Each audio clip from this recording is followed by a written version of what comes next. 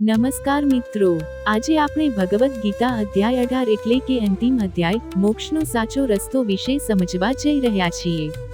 ગીતાનો આ અધ્યાય આપણને જીવનના દરેક પ્રશ્નનો અંતિમ જવાબ આપે છે. શ્રી કૃષ્ણ અહીં અર્જુનને કર્મ, જ્ઞાન, ભક્તિ અને વૈરાગ્ય ચારેય જીવન માર્ગોનો સાર સમજાવે છે. શ્રી કૃષ્ણ કહે છે, મોક્ષ એ મૃત્યુ પછી મળતું સ્થળ નથી. મોક્ષ એ અહંકાર, લોભ, ભય અને આસક્તિમાંથી મુક્ત થવાની સ્થિતિ છે. અધ્યાય 18માં સૌથી પહેલા ત્યાગ અને સંન્યાસનો અર્થ સમજાવવામાં આવે છે. ત્યાગ એટલે ફરજો છોડી દેવી નહીં, પણ ફરજ કરતા ફળની આશા છોડી દેવી. શ્રી કૃષ્ણ કહે છે, જે મનુષ્ય કર્મ કરે છે પણ તેના પરિણામથી બંધાય નથી, એ સાચો ત્યાગી છે અને એ જ મોક્ષ તરફ આગળ વધે છે. પછી 3 ગુણો સત્વ, રજસ અને તમસ વિશે સમજાવવામાં આવે છે. સત્વ ગુણ મનુષ્યને શાંતિ, જ્ઞાન અને સત્ય તરફ લઈ જાય છે. રજસ ગુણ ઈચ્છા, લાલચ અને ચિંતા વધારે છે. તમસ ગુણ આળસ, અજ્ઞાન અને અંધકાર તરફ દોરી જાય છે. શ્રી કૃષ્ણ કહે છે, જે મનુષ્ય સત્વ ગુણમાં સ્થિર રહે છે એ આત્મિક શાંતિ અને મોક્ષ તરફ વધી જાય છે. આ અધ્યાયમાં કર્મયોગ પણ ખૂબ મહત્વનું છે.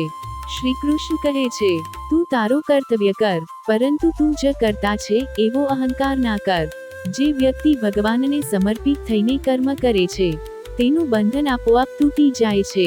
ગીતા અધ્યાય 18નો સૌથી મહત્વનો શ્લોક છે, સર્વધર્માન પરિત્યજ્ય મામ એક શરણં વ્રજ.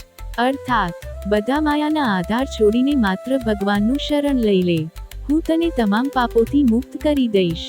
આ જ મોક્ષનો સાચો રસ્તો છે. અહંકાર છોડવો, ઈર્ષા છોડવી અને સંપૂર્ણ રીતે ભગવાનમાં વિશ્વાસ રાખવો. જે માણસ પોતાના કર્મોને ભગવાનને અર્પણ કરે છે, જે સુખ દુઃખમાં સમાન રહે છે, જે લોભ અને ભયથી મુક્ત છે, એ જીવતા જીવત જ મોક્ષ પ્રાપ્ત કરે છે. મિત્રો, મોક્ષ કોઈ એક દિવસમાં મળતો નથી, પણ દરરોજ સત્ય, ભક્તિ, સેવાભાવ અને સંયમથી નજીક આવે છે. જો આપણે આપણા જીવનમાં ગીતા અધ્યાય 18ના ઉપદેશોને ઉતારીએ તો જ સાચી શાંતિ, સાચું સુખ અને સાચો મોક્ષ પ્રાપ્ત થાય.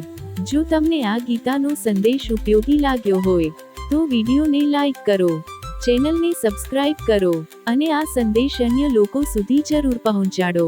શ્રી કૃષ્ણ સદા આપ સૌને સુમાર્ગ બતાવે. જય શ્રી કૃષ્ણ.